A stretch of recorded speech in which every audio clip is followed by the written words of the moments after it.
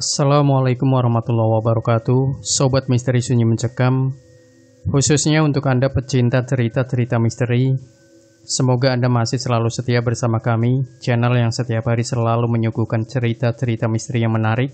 Kesempatan kali ini kami akan berbagi sebuah kisah nyata misteri yang berjudul Rela Badan Binasa Demi Harta. Bak sudah jadi suratan alam bahwa hidup dan kehidupan manusia terus saja berputar, kadang di atas yang penuh dengan limpahan harta dan kebahagiaan, namun sesekali juga pernah berada di posisi paling bawah. Hal itulah yang dialami oleh keluarga Kang Ahyar, tetangga yang tinggal tepat di sebelah rumahku. Jujur, aku tak tahu banyak tentang hidup dan kehidupan keluarga muda itu. Ahyar hanya mengaku memiliki sebuah kios pakaian yang sudah punya banyak pelanggan. Maklum, ia merintis usaha tersebut sejak dari muda. Tepatnya begitu ia tamat dari SMA.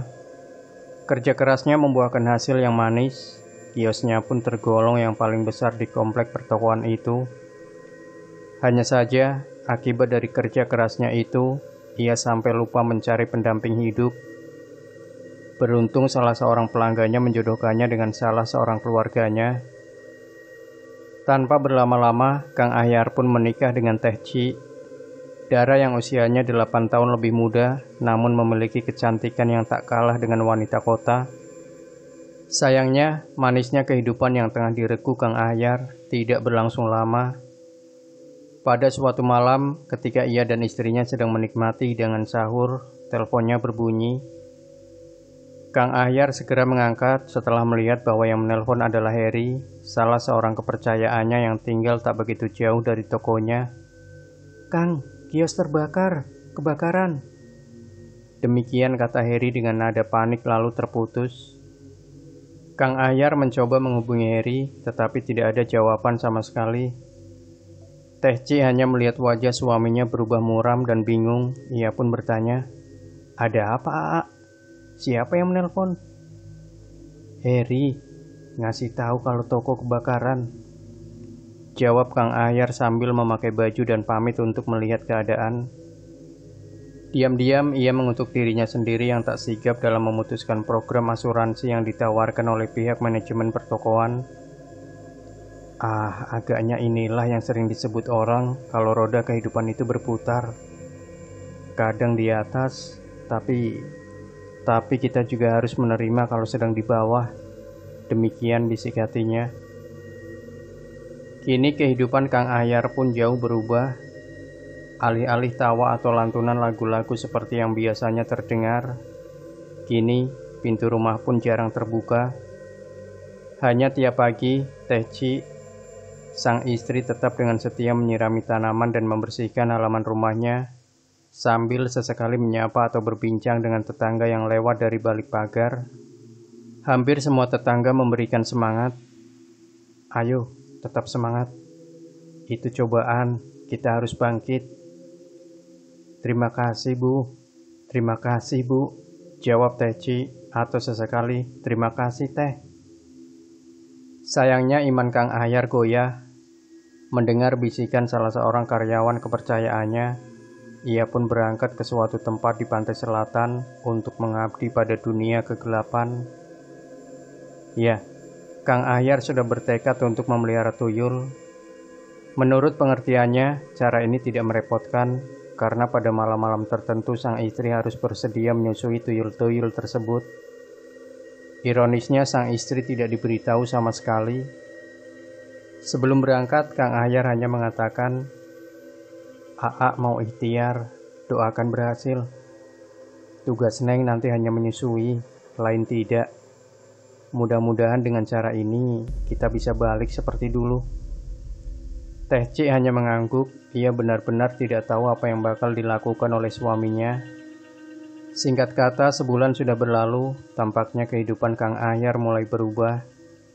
Senyum terus menguar dari bibirnya. Berbeda dengan Teh Ci, wajahnya tampak selalu murung dan badannya juga terlihat agak kurus. Sebab pada suatu malam, seolah mimpi dan nyata, ia merasa didatangi dua anak kecil yang merengek minta menyusu. Naluri kewanitaannya tergugah. Teh Ci langsung saja memberinya, dan apa yang terjadi? Sebagai wanita yang belum pernah menyusui, Teh Ci hanya merasakan kedua anak itu benar-benar sangat rakus, sehingga menghabiskan segala-galanya. Paginya ia hanya merasakan tubuhnya lunglai. Ketika ia menceritakan apa yang terjadi, Kang Ahyar dengan senyum dikulum hanya berkata, "Berikan saja biar mereka puas." Teh Ci pun terdiam. Dalam waktu tak begitu lama, badan Teh Ci pun semakin kurus. Ketika hal itu ditanyakan oleh para tetangga, Teh Ci pun hanya menjawab, "Belakangan sulit tidur." Keadaan Teh Ci membuat tetangga yang mengenalnya menjadi khawatir.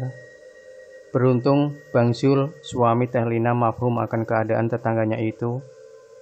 Ia pun berpesan kepada istrinya agar pada malam Jumat yang akan datang bisa mengajak Teh Ci untuk makan di luar, sebagaimana yang dahulu biasa mereka lakukan, dan langsung membawanya ke Sukabumi.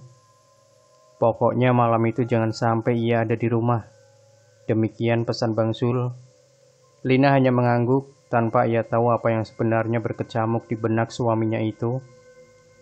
Ketika waktunya tiba, Lina pun meminta izin kepada Kang Ahyar untuk mengajak Teh Ci makan. Makan malam di luar. Dengan wajah cemberut, Kang Ahyar pun berpesan, "Pulangnya jangan malam-malam ya." Lina dan Teh Ci pun mengangguk bersamaan, kemudian mereka pergi meninggalkan rumah. Lina langsung membawa Teh Ci ke Sukabumi, tepatnya ke rumah Ajengan Soleh. Di sana telah menunggu Bang Zul. Teh Ci yang bingung dan bertanya-tanya apa sebenarnya yang terjadi, langsung saja diberitahu oleh Bang Zul. Teh Ci hanya bisa menangis. Ia tak menyangka kenapa Kang Ahyar begitu tega mengorbankan dirinya. Singkat kata, Ajengan Soleh meminta Teh Ci untuk berwudu, kemudian mendirikan sholat taubat dan mewiridkan asma Allah sebanyak-banyaknya. Sementara di rumah, Kang Ahyar hanya bisa marah-marah. Ia tidak menjumpai sang istri, sementara teleponnya juga tidak bisa dihubungi. Ia mulai gelisah, bahkan ketakutan. Pasalnya malam itu sang istri harus menyusui 2 tuyul peliharaannya. Jika tidak, maka ia yang bakal jadi korbannya. Ketika waktunya tiba, maka kedua tuyul itu dengan serta-merta mendekati Kang Ahyar. Lelaki itu tak berdaya. Ia hanya bisa pasrah ketika sepasang tuyul itu menyusu pada dirinya. Dalam beberapa kali sedotan, tubuh Kang Ahyar pun langsung saja kering kehabisan darah. Dengan senyum puas, sang tuyul itu pergi meninggalkan mantan tuanya dalam keadaan sekarat. Paginya bersama Teh Ci masuk ke dalam rumah. Baru diketahui Kang Ahyar telah meninggal dalam keadaan yang mengenaskan.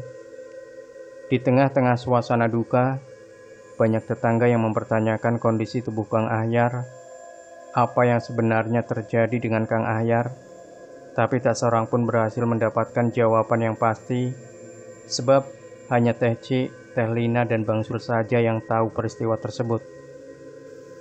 Demikian Sobat Misteri Sunyi Mencekam. Jangan lupa tinggalkan komentar Anda, like, share video ini, subscribe channel Sunyi Mencekam, dan kembali nantikan cerita-cerita misteri terbaru dari kami. Wassalamualaikum warahmatullahi wabarakatuh.